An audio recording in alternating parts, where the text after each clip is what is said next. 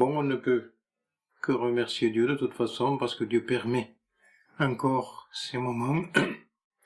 C'est tellement le Dieu qui use de patience, dit la Bible. Et il ne veut pas que les hommes se perdent, il veut que tous les hommes soient sauvés.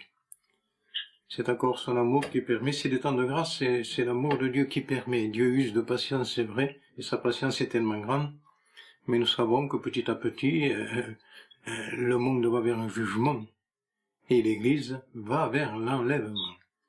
Alors, bien, à nous de prendre en considération le temps qu'on est en train de passer, de vivre, et de le mettre à profit pour que nous soyons prêts à l'éternité. Je pense que l'homme doit prendre conscience qu'il doit être prêt pour l'éternité. Pas à penser à tout ce que, bien sûr que la grâce de Dieu nous bénit dans tous les domaines, mais la grâce de Dieu, la principale base, c'est que Dieu veut par sa grâce que nous soyons prêts à le rencontrer, prêts à la gloire. Et ça, c'est à nous de prendre en considération cela et de le vivre, parce que Dieu veut de nous des actions aussi. Il a eu un acte. L'acte le plus grand, c'est lui qui l'a fait quand il a donné Christ. Jésus est mort autant marqué pour le péché. Ça, c'est la part de Dieu, et la part de Dieu est sans reproche. Il a tout fait parce qu'il veut, et c'est vrai que tous les hommes puissent être sauvés. La part nôtre est de nous attacher à ce que Dieu nous a accordé sa grâce, nous attacher à la grâce et de vivre dans sa pensée, dans son but, prêt pour le départ, prêt pour la patrie céleste, car nous ne sommes que de passage, bien sûr. Il y aura l'enlèvement, ou si nous devons passer par cette étape qu'on dit la mort, nous savons que celui qui croit en Christ, eh bien, celui qui met sa confiance en Dieu, ce n'est pas un domaine de mort, c'est un domaine de vie. Donc, à nous, oui, et je le répète, parce que s'il faut le prendre en considération, de réfléchir et de mettre notre vie en accord avec la parole de Dieu. Nous sommes en train de vivre un temps où on renverse tout. Et on s'en aperçoit de plus en plus. L'enseignement de Jésus a dit, et c'est écrit, ça, vous le trouverez, vous le savez, pour la plupart, que Jésus a dit, allez, par les nations, prêchez, faites de toutes les nations des disciples, baptisez-les au nom du Père, du Fils et du Saint-Esprit, c'est un enseignement que tout le monde sait, plus ou moins, et enseignez-leur à observer tout ce que je vous ai prescrit. Et voici, je suis avec vous tous les jours jusqu'à la fin du monde. Mais ça, c'est un enseignement précis. Il dit, allez, faites de toutes les nations des disciples. C'est le premier point. Baptisez-les ensuite, au nom du Père, du Fils et du Saint-Esprit, et ensuite aussi enseignez-leur à observer tout ce que je vous ai prescrit. Tout. Et ça, c'est important. Mais dans le temps que nous sommes en train de vivre, je dis, on a tout renversé. On baptise des gens qui ne sont pas des disciples. Il a dit, faites des disciples. On baptise un disciple, on ne baptise pas n'importe qui. Parce que maintenant, il suffit que quelqu'un aille à la réunion, et beaucoup vont à la réunion, il y en a qui y vont, et il y a des cas, parce qu'ils craignent la mort. Donc, en craignant la mort, ils se font baptiser. Et c'est pas parce qu'on craint la mort et qu'on se fait baptiser qu'on est sauvé. Parce que on est sauvé si on devient d'abord un disciple. Et ensuite qu'on se fait baptiser. Celui qui croira et qui sera baptisé sera sauvé. Ça, c'est le processus normal. Donc, mais alors, si on renverse les choses, maintenant, il y en a qui disent, on les baptise et ils deviendront des disciples. Non, ça c'est renverser la parole de Dieu, ça. Et en la renversant, on s'aperçoit qu'ensuite, on ne peut pas enseigner ces gens-là. On ne peut pas leur enseigner ce qu'est la sanctification, de vivre avec Dieu et de vivre pour Dieu, puisqu'ils ne sont pas des disciples. Ils ne sont que des adhérents. Ils ont eu une crainte de mourir, alors ils se sont fait baptiser. C'est pas parce que quelqu'un se fait baptiser qu'il est sauvé, il faut d'abord qu'il croit, qu'il passe par cette étape de la foi et qu'il devienne bien sûr ce disciple. Autrement, bien sûr, que pour eux, on s'aperçoit que pour pour un assez grand nombre. Ensuite, la vie chrétienne, pour eux, c'est un peu à cloche-pied. La vie chrétienne, ils la basent sur leurs pensées et non sur ce qui est écrit. Non, revenons à ce qu'a dit le Seigneur Jésus, faites des disciples. Si on n'est pas disciple, on est perdu. Il ne faut pas non plus jouer avec les mots. Hein. Il faut un disciple. Et la Bible dit même que tout disciple accompli sera comme son maître. Hein. Donc à nous, bien sûr, de devenir un disciple. Le disciple a un maître, il suit le maître. Voilà. Donc, oui, nous voulons valoriser ce qui est écrit, ce que tes enseignements, Seigneur, et nous voulons y appliquer notre cœur et faire valoir ça, le défendre ça. Parce qu'on est un temps, si vous voulez, où nous, les prédicateurs, nous devons rendre des comptes, là, et beaucoup. Parce que de quelle façon nous baptisons les gens aussi, hein, ceux qui viennent, de quelle façon nous annonçons l'évangile, comment nous l'annonçons l'évangile, parce qu'il n'y a pas diverses manières d'annoncer l'évangile, hein. L'apôtre Paul dit, j'ai prêché la repentance, hein, et la conversion à Dieu, avec des pratiques dignes de la repentance. C'est cet évangile qu'il faut prêcher la repentance, hein, et la conversion à Dieu, mais bien sûr aussi avec les œuvres dignes de la repentance, parce que s'il n'y a pas de fruit, on ne peut pas reconnaître l'arbre. Donc, c'est revenir aussi à ce message, qui est le message central de la parole de Dieu aussi, hein, de prêcher, parce que prêcher le salut, c'est prêcher la repentance. Donc, c'est faire voir, montrer l'état de perdition de l'homme à cause de son péché, à cause de son cœur qui est mauvais, et combien il a besoin d'en être éclairé, convaincu, et ensuite de faire valoir que autant marqué Christ est allé à la croix, qu'il est mort pour le péché, que le sang de Jésus purifie de tout péché, hein, que sa mort a expié le péché, et de dire aussi le message qui suit que Christ est ressuscité, et qui est le garant de toute la bénédiction se trouve en lui, que la vie chrétienne peut se vivre au travers de sa grâce à lui. Hein, et c'est ça. Mais si bien sûr le départ c'est un faux départ, il ne peut pas y avoir aussi une bonne arrivée. Donc c'est pour ça qu'il faut valoriser à nouveau ce qui est écrit. Hein? Parce que je vous dis, on est en train de voir, mais tout est renversé. Hein? Il y en a qui disent, oui, j'ai fait ceci, je me fais baptiser, je ne fume plus, je suis sauvé. Mais c'est pas la parole de Dieu, ça. La parole de Dieu, non. Si vous ne vous repentez, vous périrez. Voilà le message de la parole de Dieu. Et c'est dur ensuite de faire prendre conscience à quelqu'un qui n'est pas chrétien, alors qu'il se croit chrétien. Et pourquoi ça? Parce que certainement, nous pasteurs, quand nous annonçons un message qui n'est pas le message comme Dieu veut que nous l'annoncions, nous égarons le peuple, nous égarons les âmes, et ensuite ces âmes-là ne se sont en dehors du chemin, et c'est très difficile de leur donner ensuite à voir, à comprendre qu'ils ne sont pas dans le chemin, qu'ils ne sont pas ce qu'ils pensent être. Vous voyez, comme le message de salut est tellement important, et le dire, comme le Seigneur veut que nous le disions. Pourquoi? Pour qu'il y ait vraiment des vrais départs, je dirais, que Dieu permette cette expression, pour qu'il y ait aussi, par la grâce de Dieu, des bonnes arrivées. Hein? Donc oui, nous voulons de nouveau revenir à ces anciens sentiers, c'est la parole de Dieu. Hein?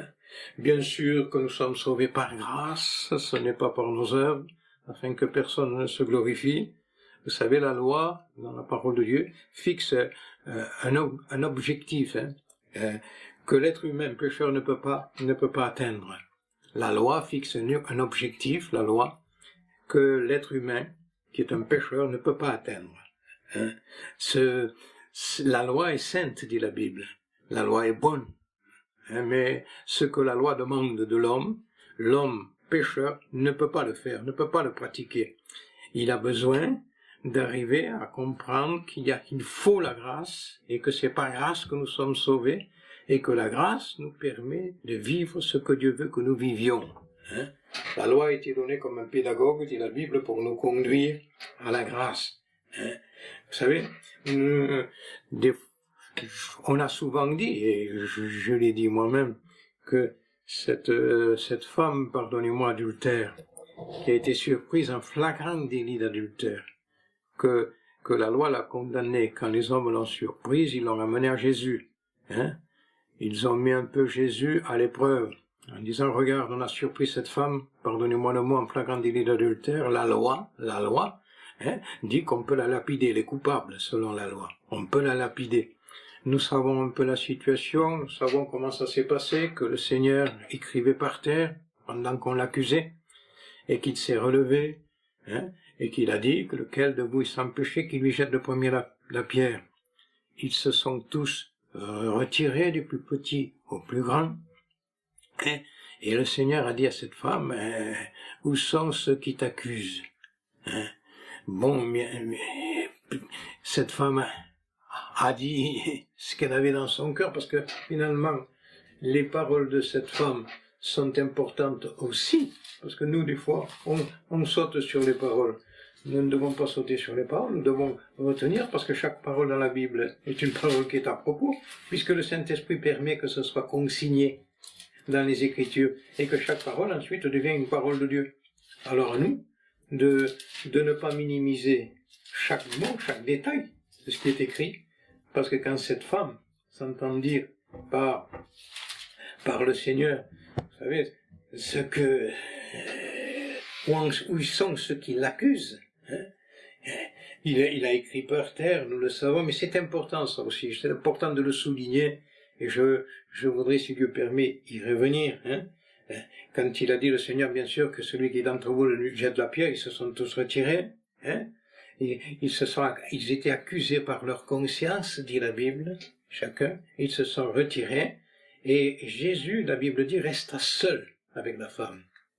Et là, elle était entourée de tous ceux qui l'accusaient. Quand Jésus parle, il se retire, et Jésus reste seul avec la femme qui était là, au milieu. Il est seul avec elle, là c'est un face-à-face. Et comme on a dit, et c'est vrai, elle a écouté que la loi l'a condamnée. Elle a écouté que la loi, selon la loi, on pouvait la lapider. Qu'elle était, bien sûr, une pécheresse. Elle a écouté ça. Mais ensuite, bien sûr, quand le Seigneur a repris par sa parole ceux qui étaient en train de l'accuser, et qu'ils sont partis, et elle est restée seule avec Jésus. Et Jésus a eu un mot pour elle. Et lui dit, femme, où sont ceux qui t'accusent? Personne ne t'a-t-il condamné? Et il s'adresse à elle. Il ne s'adresse plus aux autres qu'il a condamnés, mais il s'adresse à elle dans un face-à-face. Femme, où sont ceux qui t'accusent? Personne ne t'a-t-il condamné? Et elle répond, comment elle répond? Elle dit non, Seigneur. Non, Seigneur. Un simple mot de sa part, elle dit non, Seigneur. Personne ne m'a condamné. Comment elle le dit? Dans quel ton elle le dit? Avec quelle expression elle le fait? Avec quel regard? Puisqu'elle regarde Jésus, c'est dans un face-à-face, c'est tous les deux, seuls. Elle lui dit non, Seigneur. Et Jésus lui dit là, une parole qui est une parole tellement importante, je ne te condamne pas moi non plus. Je ne te condamne pas non plus. Et la parole qui est importante aussi que le Seigneur dit, il dit va et ne pêche plus. Ça, parce que sans cette parole, sans la grâce de Dieu, je dirais, on pêche, on a besoin de sa grâce, on est ce qu'on est. Et avec sa grâce, on ne peut plus pécher, mais c'est avec sa grâce. Et il dit, va, je ne te condamne pas, va, ça c'est la grâce, et ne pêche plus. Bien sûr, parce que la grâce ne veut pas que nous péchions, non. La grâce ne favorise pas le péché, non plus. Mais dans la grâce, il y a bénédiction. Je dirais, toute la grâce est renfermée dans le pardon, et toute la grâce est renfermée dans ce que Dieu nous accorde, sa grâce pour le pardon, et sa grâce pour vivre cette vie chrétienne. Et cette vie chrétienne ne peut se vivre que par sa grâce. En Christ, il y a le pardon, il y a le salut, et en Christ, il y a la possibilité de vivre la vie chrétienne. Ça se renferme dans une personne, cette personne c'est le Christ. C'est tellement grand la grâce, c'est tellement grand ce que Jésus est venu accomplir, que des fois on l'oublie. Et on oublie que là, même dans cette situation qui s'est passée avec cette femme, la loi la condamne, il dit. Donc la loi l'a jugé. Et la loi, ce qui était donné de la part de Dieu, et nous savons que la loi a été donnée de la part de Dieu, comme Mont Sinaï, Dieu a donné la loi à Moïse. La loi la condamne. Ce qui est écrit, tu vois comment je le dis, Seigneur, que Dieu me pardonne, ce qui est écrit sur une pierre la condamne. Ce qui est écrit sur une pierre la condamne. Mais il y a une personne qui ne la condamne pas. Et cette personne, c'est le Seigneur Jésus. Ça, c'est une personne qui ne la condamne pas, qui lui dit « je te condamne pas, va et ne pêche plus ». La loi a été donnée par un homme, Moïse. La grâce est venue par un homme. Cet homme, c'est Jésus. Vous voyez, pourquoi je veux tellement répéter ça? Pour justement valoriser la grâce, ce que Dieu a voulu pour nous, ce que Dieu veut, l'œuvre de Christ, ce qu'il a accompli, et c'est tellement précieux. La femme adultère entend d'abord la loi, oui, mais ensuite, elle voit ce que la grâce lui accorde. Ce n'est pas de dire « continue dans ta vie », non, c'est de dire « va et ne pêche plus, je te condamne pas, je ne te condamne pas ». Il y a le pardon se trouve auprès de Dieu, dit la Bible, afin qu'on le craigne aussi, mais il ne pêche plus. C'est un peu... Ça se trouve là, peut-être, en y pensant là, en vous le disant. Le pardon se trouve auprès de Dieu. Bien sûr, c'est je ne te condamne pas. Va. Et afin qu'on le craigne, ça se trouve, et ne pêche plus. Et ne pêche plus. Pourquoi? Non pas dans une crainte d'un jugement, mais dans une crainte d'amour. À mon avis, Dieu t'accorde le pardon. Reçois ce pardon et crains Dieu. C'est un peu comme Noé que sur une parole de Dieu, il a construit l'arche. La Bible dit qu'il a été saisi d'une crainte respectueuse et qu'ensuite il a construit cette arche-là. Non pas une crainte d'un jugement, une crainte d'amour, une crainte d'attrister Dieu, voilà ce que Dieu veut de nous, une crainte de le déplaire. Et cette femme, dans ce ne pêche plus, et elle y a trouvé tellement, j'ai dit souvent, on la retrouvera certainement dans le ciel, parce que le Seigneur là, dans ses paroles qu'il lui a dites, lui a ouvert le ciel, puisqu'elle a trouvé la grâce. Celui qui le trouve a trouvé la vie. Donc quelle importance, oui, de s'attacher justement à la grâce, au don de Dieu, et ensuite de vivre notre vie chrétienne, parce que le salut, je ne peux que revenir là, le salut ne s'obtient que par la connaissance de Christ. La vie éternelle, c'est de connaître Dieu et de connaître Christ. Une personne sauvée, c'est une personne qui connaît Christ. Voilà, il n'y a pas de salut en dehors de Christ, c'est lui le salut. Mais le salut s'obtient par la connaissance de Christ. Et c'est pour ça que ce que Paul a prêché est tellement important. Parce qu'il prêchait la repentance.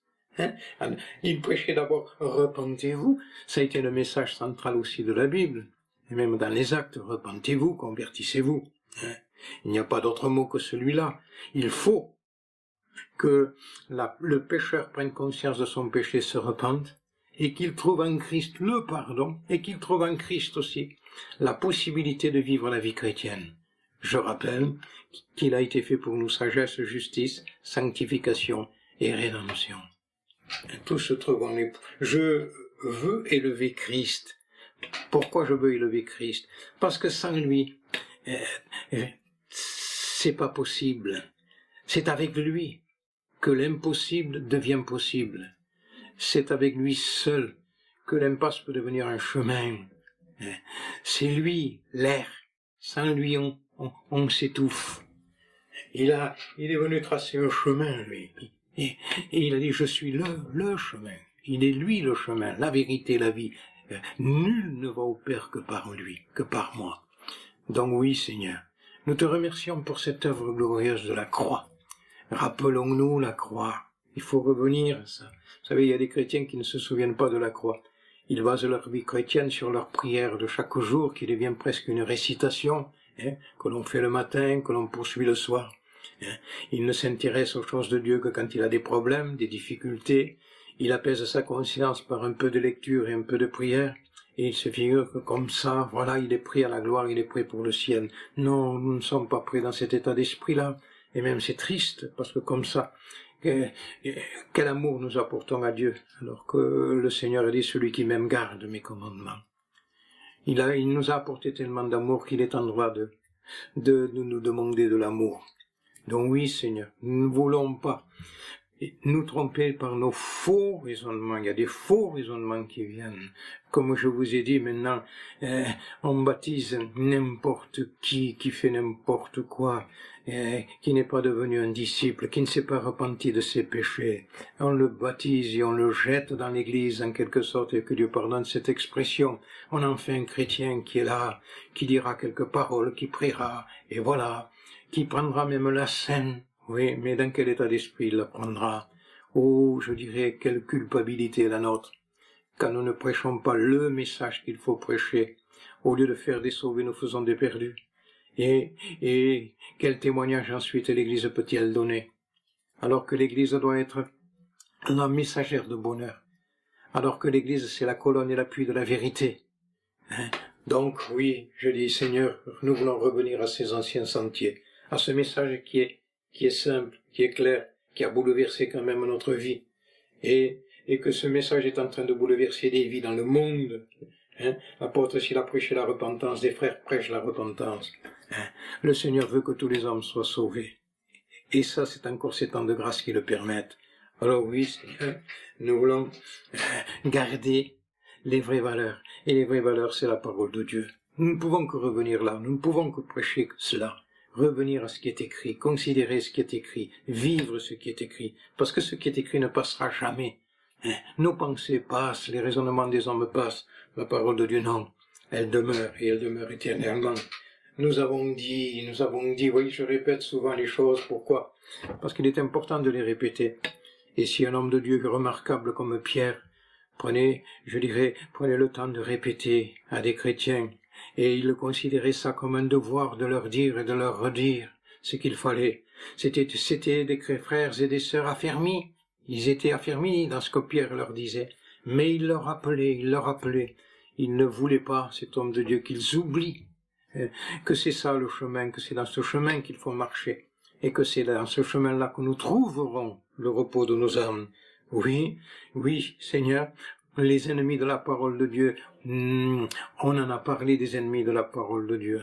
Et je les rappelle, les ennemis de la parole de Dieu. Bien sûr que c'est Satan, que ses soucis, les problèmes, les richesses, les convoitises, tout ça, c'est des ennemis de la parole. Ça fait que la semence ne peut pas grandir, cette semence-là. Mais la semence grandira quand un cœur le comprend et l'accepte, tout simplement. Un cœur bon comprend et accepte. Et cette semence ensuite produira du fruit. Semence bien sûr qui est la parole de Dieu. Alors faisons bien attention à ces ennemis qui sont là bien sûr pour nuire à la semence qui est la parole. Il y a cette semence dans notre cœur. Tout Satan, les soucis, les problèmes, les convoitises qu'on peut avoir nuisent à ce que la parole de Dieu ne germe dans les cœurs. Oui, Seigneur, nous voulons considérer aussi cela. Il y a le peuple de Dieu a besoin de revenir à ça, aux anciens sentiers. Et ces anciens sentiers, oui, c'est ce qui est écrit, ce que les frères ont prêché, ce que les apôtres ont prêché. Nous avons dit souvent, et encore on se le rappelle, que dans les actes des apôtres, et c'est ça, la part de l'Église. Ils persévéraient dans l'enseignement des apôtres. C'est la persévérance dans l'enseignement des apôtres. Ça veut presque dire la persévérance dans l'enseignement de la parole. De la parole. C'est d'abord la parole qui compte, la parole qui conduit tout. Bien sûr, ensuite, il y avait la persévérance dans la communion fraternelle, la fraction du pain, c'est écrit ça, dans les actes 2. Et ensuite, il y a dans les prières. Et là aussi, on a tout renversé, on a mis la prière d'abord. On prie avec n'importe qui fait n'importe quoi. Mais on ne prie pas comme ça non plus. C'est pour ça que les réunions de prière, sont devenues. Qu'est-ce qu'elles sont devenues? Est-ce que nous obtenons des gains de cause? On prie, parce que c'est maintenant, si vous voulez, mais ça fait partie de l'Église, ça, c'est le programme de l'Église. L'Église a des institutions, elle a institué son programme, il y a des réunions de prière, il faut jeûner de temps en temps, il faut le faire, bien sûr. Ça, on est spirituel. Non, on est spirituel, l'homme spirituel écoute ce que Dieu dit et vit ce que Dieu dit. Et c'est d'abord ce que Dieu dit qui compte, pas ce que je dis, la prière, ce que Dieu dit d'abord. Et ce que Dieu dit doit pousser ce que moi je dis. S'il n'y a pas d'abord la parole, la prière n'a pas de fondement. Or, voilà, parce que le fondement de notre foi, c'est la parole de Dieu. Ce n'est pas nos pensées. C'est la parole de Dieu. Et vous voyez qu'on a renversé bien des choses là aussi. C'est un temps où il y a un tohu-bohu, le renversement. Pourquoi? Parce qu'on met la prière, tout le monde prie. Non, non, non, non, non. Alors on s'unit pour prier. On se donne des motivations dans la prière. Mais où va-t-on? Est-ce que nous prenons conscience d'où on va? D'un pays de délices, pardonnez-moi. Ils en ont fait un désert, c'est écrit. Nous faisons d'un désert d'un pays de délices. Mais c'est beau ce qui est écrit de le considérer. Si des frères l'ont élevé, cette parole-là, eh bien il faut l'élever, la parole de Dieu. Bien sûr que nous sommes sans force, mais nos regards sont sur lui. Nous le voulons, nous le voulons. Oui, pourquoi? Parce que aimer, c'est garder. Aimer, c'est le suivre. Donc oui, Seigneur, nous voulons plus que jamais nous attacher à ce qui est écrit. Et ça, nous l'avons vu quand même. Ça c'est dit. Si nous ne sommes pas attachés à ces choses, nous serons emportés loin d'elles. Alors, c'est un attachement de cœur. Ce n'est pas de dire j'écoute, non, un attachement de cœur. On s'attache à quelqu'un que l'on aime et qu'on veut aimer, aimer, aimer. Voilà, on s'attache à lui parce qu'il s'est attaché à nous, lui. C'est lui d'abord qui s'est attaché à nous. Et son attachement nous pousse à s'attacher à lui. Son amour nous pousse à l'aimer. Vous savez que par amour pour le Père, par amour pour la volonté du Père, il est allé à la croix. Afin que le monde sache, il avait dit que j'aime le Père. Et il a accepté la volonté du Père, il est allé à la croix, il a accepté tout ce qu'il fallait accepter. Et nous le savons. Nous savons quand même ce qui s'est passé à Gethsémane, on ne se le rappelle plus. L'acceptation de dire oui, que ta volonté se fasse. Non pas la mienne, mais ta volonté. Nous savons tout ce qui s'est passé dans cette humiliation. L'humiliation qu'il y a eu au prétoire. Comment on l'a humilié pour arriver à ce sacrifice, le sacrifice sanglant de la croix. Nous savons Jésus portant sa croix. Quel message, cela. Mais nous savons que c'est vrai tout ce qui s'y rattache à ça, la bénédiction qui a découlé de tout cela. Mais c'est son obéissance, son acceptation, parce qu'il aimait le Père, il aimait la volonté du Père, et il nous aimait. Alors oui, où est notre amour? Dans la vie chrétienne, c'est pas un sentiment, l'amour, c'est une action. Il faut pas confondre, il faut une action. Nous sommes basés que c'est un sentiment, non. S'il n'y a pas d'action, le sentiment reste mort. Il faut l'action. Donc, la foi sans les œuvres, même dit la Bible, est morte. Si la foi, elle se traduit par ses œuvres. Donc à nous, d'avoir non pas des sentiments, mais des actions. Et ces actions, c'est de garder, de vouloir garder, de persévérer. Bien sûr que tout voudra ravir cette semence, distraire, nuire à la semence. Mais nous voulons que cette semence, au contraire, que nous recevons, je dirais, croisse, grandisse dans notre cœur. Pourquoi? Parce que c'est elle, c'est en elle qu'il y a tout pleinement. Vous savez, c'est écrit que la parole de Dieu, elle enseigne. Vous le trouverez, ça c'est dans le livre de Timothée, ça. Au deuxième livre de Timothée, il dit que la parole de Dieu enseigne, que la parole de Dieu convainc, que la parole de Dieu redresse et que la parole de Dieu éduque. C'est les 4 actions de la parole de Dieu. Elle enseigne, elle convainc, elle redresse et elle éduque, afin que l'homme de Dieu soit accompli. C'est écrit. Donc, c'est l'œuvre de la parole en nous, qui va nous enseigner, nous convaincre, nous redresser, et nous éduquer, pour que nous servions à la gloire de Dieu. Oui, alors, oui, je veux plus que jamais considérer ce qui est écrit. Vous, moi qui vous le prêche, et vous qui l'écoutez, on doit considérer ce qu'est la parole de Dieu. La parole de Dieu. Donc oui, Seigneur, dans un temps où on l'oublie, on la met de côté, nous voulons au contraire, nous, y revenir à ses anciens sentiers. On les oublie, je vous ai dit au départ. On les oublie maintenant. Tout, dans le baptême, c'est n'importe qui se fait baptiser. On ne baptise qu'un disciple.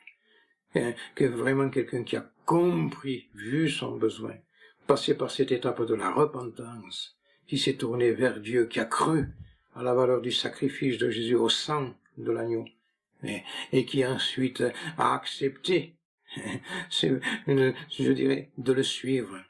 Et voilà, c'est une obéissance, c'est le pas de l'obéissance aussi, le baptême ensuite qui vient, mais c'est un pas d'obéissance qui vient parce que nous avons compris et comprenez que le Seigneur nous sort de cette vaine manière de vivre et nous amène à vivre une vie nouvelle avec lui.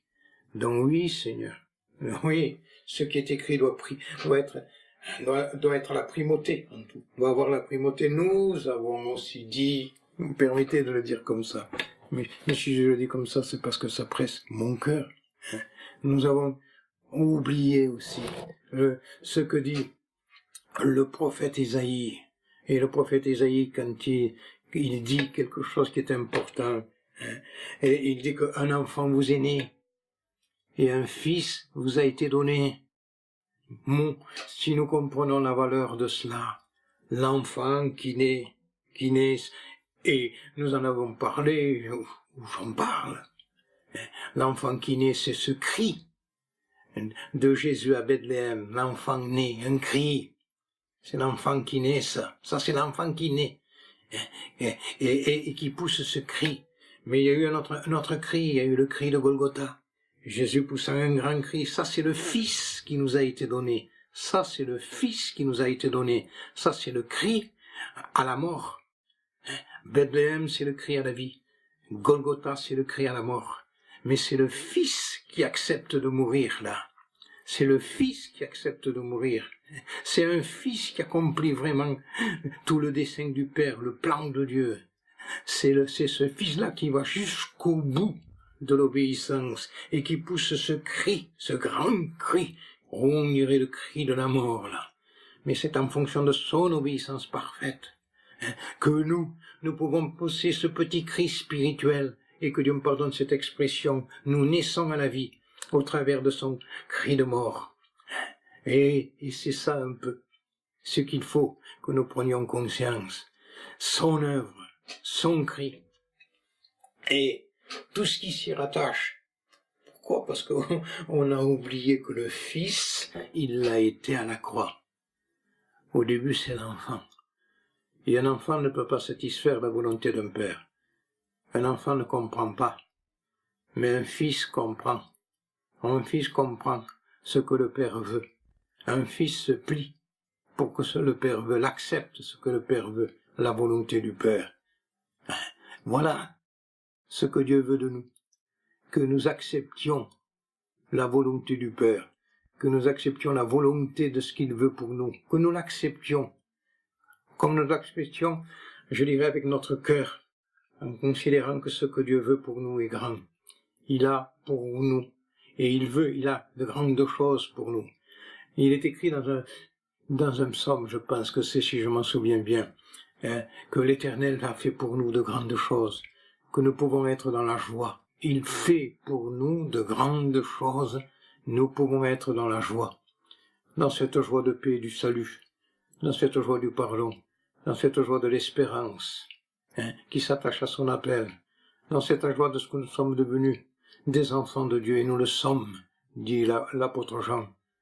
Oui, nous le sommes, à cause de ta grâce, Seigneur. C'est pour ça que nous ne voulons pas t'oublier, Seigneur. Nous voulons au contraire te donner dans notre vie la première place, Seigneur. Voilà, où est la chrétienté qui élève Christ? Où est la chrétienté qui vit pour Christ? Où est la chrétienté qui accepte toutes les conséquences avec amour? La vie chrétienne, c'est l'amour. Vous enlevez l'amour, il n'y a plus de vie chrétienne. Non, parce que si c'est l'amour qui va nous conduire jusqu'au bout. Si vous m'aimez, vous garderez. On ne peut pas garder si on n'aime pas. Non, on vendra la vérité. Alors que la Bible dit, achète la vérité, ne la vends pas. Garde-la, la vérité. Elle est précieuse, la vérité. La vérité, c'est Christ. Et la vérité, nous ne devons pas l'abandonner. Nous devons au contraire la garder. Oui, et plus que jamais ça. Pourquoi? Parce que dans un temps maintenant où on ne prêche plus, vous voyez donc la sainteté de Dieu, la sainteté de Dieu, et où on ne prêche plus aussi que va venir le jugement. Parce que maintenant, tout est bon marché, que Dieu me pardonne cette expression-là. Non, il y a un salut qui nous a été chèrement donné, et aussi viendra un jugement. Et quelle importance pour nous de garder le salut, de travailler notre salut, dit la Bible, avec crainte et tremblement. Et si nous gardons ce salut, bien sûr que nous échapperons au jugement, parce que Dieu ne veut pas qu'on arrive à ce jugement. Sa grâce veut que nous gardions ce salut précieusement. Il nous veut pour lui. Mais la sainteté n'est plus proclamée maintenant comme il faudrait qu'elle soit proclamée. Une sainteté de vie. Pourquoi une sainteté de vie? Parce que la sainteté est prêchée dans le ciel. Si les anges, si ces chérubins dans le ciel se disent les uns aux autres. Et c'est écrit ça, dans la vision qu'a le prophète. Et c'est écrit, je pense dans le livre d'Ésaïe, qu'ils se disent les uns aux autres que Saint est Dieu, Saint est Dieu, Saint est l'Éternel, Saint est l'Éternel, Saint est l'Éternel. Donc, s'ils se le disent, ça c'est le message d'en haut. Pourquoi ce serait pas le message d'en bas? On a cantonné à quelque chose le message de Dieu, bien sûr au salut. Amen, amen, amen, amen. Mais Dieu est saint. Et Dieu est saint aussi. Dieu est saint. Donc, il faut proclamer le même message que le ciel proclame. Et si nous sommes en accord avec Dieu, si nous sommes conduits par l'Esprit, nous proclamerons aussi le message que le ciel proclame. Pourquoi? Parce que maintenant, on ne proclame pas assez la sainteté de Dieu. Et la sainteté de Dieu est redoutable. Vous comprenez? Et donc, c'est pourquoi. Oui, nous voulons que ces anciens sentiers, pardonnez-moi, je reviendrai toujours à ce mot, marcher dans ces anciens sentiers, parce que c'est là seulement que nous trouverons le repos de nos âmes. Vous savez, il y a un texte dans l'Apocalypse qui dit, et c'est heureux ceux qui gardent les choses écrites, ceux qui écoutent et ceux qui gardent les choses écrites. Le temps est proche, heureux celui-là. Tu peux pas être heureux, je peux pas être heureux. Moi-même, tu peux pas être heureuse si tu ne gardes pas les choses qui sont écrites. Parce que vous savez, c'est bien spécifié et dans le livre de l'Apocalypse, c'est bien dit. Parce que des fois, on lit ce qu'on veut nous, ce qui nous intéresse, et on ne s'attache pas à ce que Dieu dit. Heureux celui qui lit, heureux ceux qui écoutent, entendent les paroles de la prophétie et qui gardent les choses qui y sont écrites. Qui y sont écrites, qui y sont écrites. Et vous savez, vous trouverez tous les heureux dans l'Apocalypse. C'est un peu les béatitudes de l'Apocalypse, où il s'est repris heureux, heureux, heureux. Et là, l'Apocalypse commence par cela au chapitre 1, heureux ceux qui lisent et ceux qui entendent les paroles de la prophétie et qui gardent les choses qui y sont écrites. Il ne suffit pas de les entendre, il ne suffit pas de les lire, il suffit de les garder. Parce qu'on peut très bien entendre, on peut très bien lire, mais on peut très bien ne pas garder, on peut oublier, on peut laisser de côté, on ne peut pas élever. Non, il faut entendre, amen, il faut lire, oui, mais ensuite il faut garder. Voilà, et parce que tu as gardé la parole de la persévérance, vous savez, je te garderai. C'est écrit aussi dans l'Apocalypse, de l'heure de l'épreuve, qui va venir pour éprouver tous les habitants de la terre. Ah oui, Seigneur, eh bien, vous voyez qu'on ne peut que revenir à ces anciens sentiers. Vous voyez qu'on ne peut que connaître que tout se trouve dans la grâce. Rappelons-nous cela. Et ça, il faut que nous nous le rappelions. Soit nous triomphons du péché, du monde et de Satan, soit ils triompheront de nous. Nous serons perdus. Il n'y a pas de demi-mesure avec Dieu. Et pour triompher du péché, du monde et de Satan, ça ne vient pas par nous-mêmes aussi. Vous le comprenez très bien. La victoire ne vient que par Christ. La victoire ne vient que dans une communion avec lui, dans un recevoir de lui. Sa vie nous assure une victoire éclatante sur toute la ligne. Mais il faut en appeler à sa vie. Il faut avoir une communion avec lui profonde pour que ce soit sa vie en nous, pas la mienne. La mienne, elle est faible. La mienne, elle est vaincue. Mais sa vie en moi. Je veux sa vie. Et avec sa vie, l'impossible devient possible. D'un vaincu, il en fait un victorieux. Et c'est bon, voilà. Donc oui, Seigneur, je veux comprendre que ce que tu as voulu, Père, c'est m'unir à Christ. Il nous a unis à lui, il est dit, dans la mort et dans la résurrection, pour que nous soyons vivants pour lui, unis d'abord en Christ dans la mort. Tout ce qui est arrivé à Christ, il nous y a unis, Dieu. Il m'a uni à Christ. Il m'a uni à Christ dans, je dirais, dans la mort. Et c'est ça la vraie dimension, dans la mort. Et nous sommes morts au péché. Et ensuite, dans la résurrection, nous sommes vivants pour Dieu. Le moi uni à lui dans la mort. Lui vivant en moi dans la résurrection. Et c'est sa vie en moi qui est victoire. Oui, vous voyez que j'ai besoin de comprendre, de vivre ce que Dieu veut que je vive, ce qui a été fait déjà. Et que je veux que ça devienne vivant. Puisqu'il est dit qu'il nous a ressuscités ensemble. Que nous sommes assis dans les lieux célestes. Ça, c'est fait. Mais il faut que ça devienne une certitude dans notre vie, vécue par la puissance de l'Esprit, dans une communion avec le Seigneur. Voilà. Pour pouvoir dire, ce n'est plus ma vie, c'est la sienne. J'ai été crucifié avec Christ, dit Paul. Ce n'est plus moi qui vis, c'est Christ qui vit en moi. Ma vie présente dans la chair, je la vis au Fils de Dieu qui m'a aimé et qui s'est livré lui-même pour moi. Ma vie présente dans la chair, dit Paul, je la vis dans la foi. Au Fils de Dieu. Amen. Foi au Fils de Dieu qui m'a aimé, il dit, qui s'est livré lui-même pour moi. Voilà ce que Dieu veut. Que vous soyez, que je sois un homme de foi, qui croit. Voilà. Et que ce qui est fait devienne un vécu dans ma vie. Il faut que tout devienne un vécu. Parce que ça ne s'arrête pas à des mots. Il faut que ça devienne une expérience. Pour que ça devienne une expérience, il faut que ce soit un vécu. La vie chrétienne, c'est un vécu. Voilà. Les victoires, c'est un vécu. Il faut que nous fassions ces expériences-là. Et le Saint-Esprit veut nous amener à ces expériences-là. Donc oui, Seigneur, nous voulons, comme on l'a dit, valoriser ce qui est écrit. Pourquoi? Parce que c'est là le chemin, ce chemin qui conduit à cette gloire. Et nous ne voulons pas, Seigneur, sortir de ce chemin-là. Vous savez, plus nous verrons l'obscurité de notre vie, plus sera grande la vision de cette obscurité de notre vie. Alors, que nous verrons qu'elle est grande, alors elle nous fera voir qu'il n'y a qu'une lumière, sa lumière, c'est lui la lumière, je suis la lumière, donc il est la lumière. Il faut que je vois cette obscurité de ma vie, je dirais, et presque ces échecs de ma vie, le noir de ma vie, que c'est grand le noir de ma vie, mais ça me fait voir qu'il y a une lumière, et que cette lumière c'est toi, parce que plus l'obscurité est grande, plus on aperçoit la lumière. Il faut que l'obscurité soit grande, pour qu'on apprécie la lumière. On dit que, je sais pas, moi je ne suis pas au courant de cela, mais les scientifiques l'ont dit, que quand, au petit matin, avant que ne vienne le jour, il y a un temps où l'obscurité, je dirais la nuit, est la plus noire, ensuite. C'est le moment où la nuit est le plus noire et qu'ensuite vient le jour, vient l'aurore, si vous voulez mieux.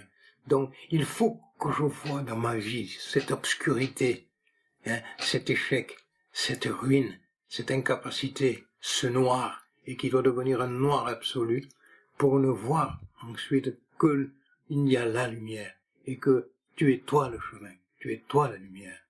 Donc, oui, Seigneur, qu'il en soit ainsi, que cette expérience soit profonde, que nous faisions, il faut faire cette expérience-là, et cette expérience-là nous ferons découvrir justement que c'est lui la lumière. Voilà, le moi c'est le noir, le lui c'est la lumière. Le moi c'est une obscurité profonde, mais lui, c'est là où ça se voit. C'est dans le noir qu'on voit une lumière. Même une petite lumière dans le noir on l'aperçoit. Donc oui Seigneur, qu'il en soit ainsi, que je puisse découvrir l'obscurité du moi, de ma vie Seigneur. Que je puisse découvrir finalement que je ne suis qu'un incapable, et que je regarde que c'est toi la lumière, que c'est que par toi que tout se fait, que tout se peut, Seigneur. Que je découvre, Seigneur, c'est vrai, que le moi le moi, tu veux que je le mène à la mort ce qui est du moi, et que vive ce qui est de lui. Oui, il n'y a que Christ, Christ en vous, c'est l'espérance de la gloire du Paul, c'est tout. En lui, il y a tout pleinement. Pourquoi on ne vivrait pas tout pleinement? Pourquoi on minimise la sainteté?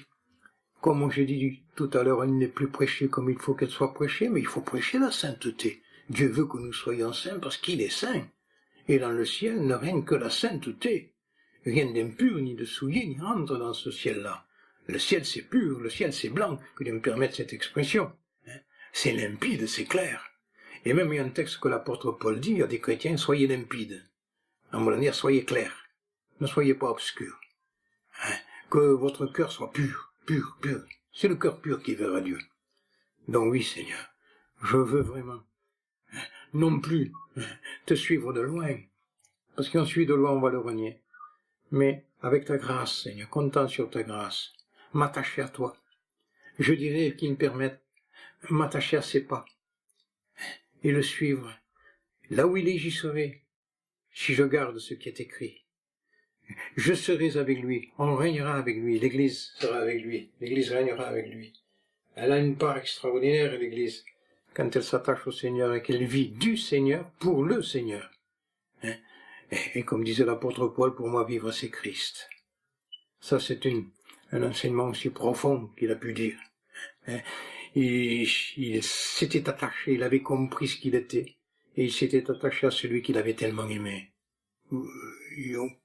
Quel mérite avons-nous? Méritons-nous une gloire de l'aimer? Il nous a aimés, lui, le premier.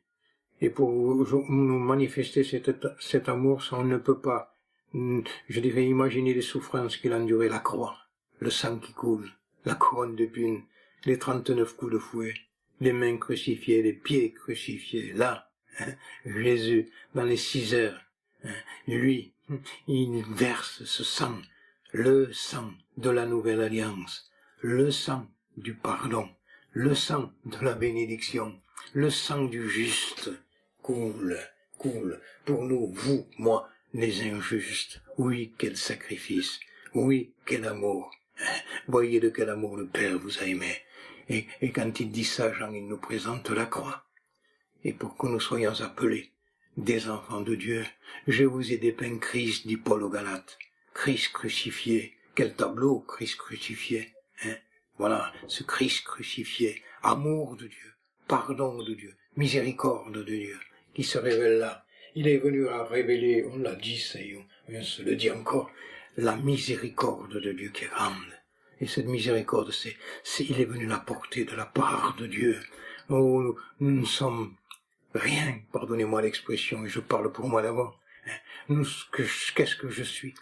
Mais il est venu m'apporter cette miséricorde dont j'avais besoin, ce pardon dont j'avais besoin, cette vie nouvelle dont j'avais besoin. Il est venu m'apporter le ciel. Parce qu'en Christ, il y a le ciel. Il a dit, le royaume des cieux s'est approché de vous. Donc je dis, Seigneur, oui, nous voulons t'aimer. Oh, nous voulons te louer avec un cœur vrai, un cœur sincère. Nous ne voulons pas être de ceux qui te suivent comme des adhérents à quelque chose, à un mouvement, à une église. Non. Nous ne voulons pas nous attacher à nos frissons, à nos chairs de poule. Ils nous tromperont, Seigneur. Nous ne voulons pas baser notre vie sur un cantique qui nous émet un peu. Non. Bien sûr qu'il faut des cantiques, des cantiques comme il faut qu'ils soient. Chanter dans une note spirituelle aussi. Ça, il faut pas mélanger le cantique, qui est comme disait un homme de Dieu. On ne met pas des paroles de Dieu sur une musique du diable. Ça ne cadre pas ensemble. Mais, bien sûr, que tout soit fait dans une norme spirituelle, oui, chaque chose à sa place, nous ne sommes pas contre ces cantiques, quand ils sont dans la lignée de ce que Dieu veut, nous ne sommes pas contre ces réunions quand la parole de Dieu est élevée comme il faut qu'elle soit élevée, nous ne sommes pas contre ces réunions où la scène est prise par des frères et sœurs qui veulent être fidèles, non pas des parfaits, mais de ceux qui veulent être fidèles, pardonnez-moi, et qui s'attachent à Christ. Oui, elles sont belles, ces réunions-là. Elle est belle, cette église. Dieu disait de son peuple, par la voix, bien sûr, c'est Balaam, je crois qu'il le dit quand il regarde Israël.